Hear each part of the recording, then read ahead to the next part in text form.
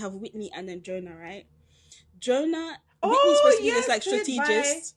played by Cal Penn. I know who you're talking about. Yeah. Yeah.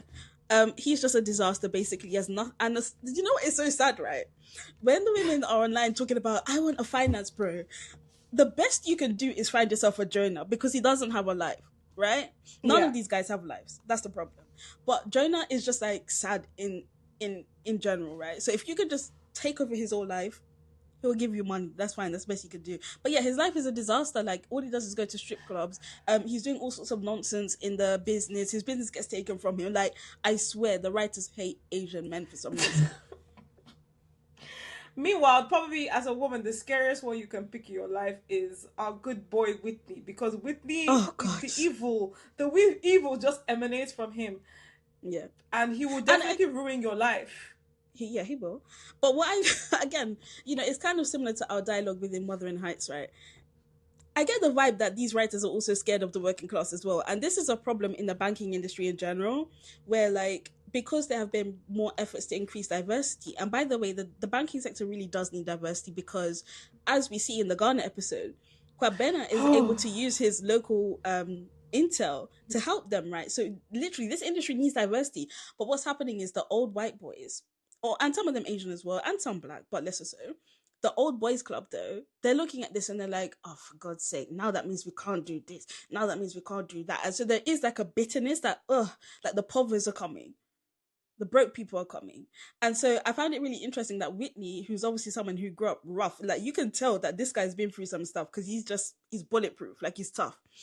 And it's almost like the way how they've written him, it's almost like I felt like they're saying this is why we should keep the povers out because they're just too ruthless or something like that. Like I don't know, maybe I'm just projecting, but No, I don't think you are. I don't think you are. I think it is very valid to have a very critical take on the guys that are writing this show. There's real darkness here, but I don't think you can come out of that world without darkness. Yeah. So yeah, I mean, just look at Rishi. Yeah.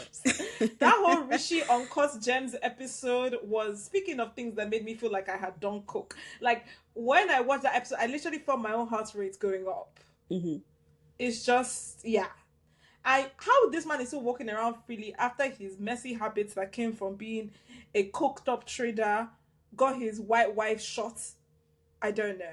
And again, this goes back to the thing I was saying about how I feel like they do race with these other men better than the black men, because there's in the Rishi episode you see, for example, his dog is called Raja, but his white neighbors keep calling it Roger, and he doesn't correct them, but you can see it's annoying him. And then finally at the end he's like, she's called Raja, not Roger, or whatever it is. Interesting. And there's also just little things like when he's taking his walks in the morning, the neighbors are like, who is that over there? And then when they realize it's him, and he has the biggest house in the neighborhood, which his wife didn't even want to move to, but he felt he needed to acquire it as some symbol of, look at me, I made contest. It.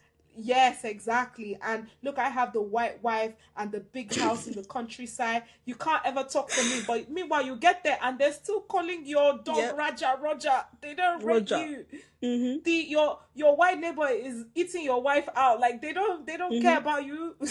Mm-hmm.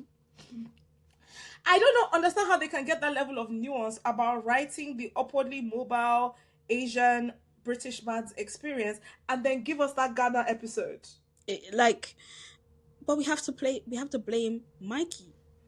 Mikey has to answer for this episode. I'm sorry. I'm not even Ghanaian and I'm heated.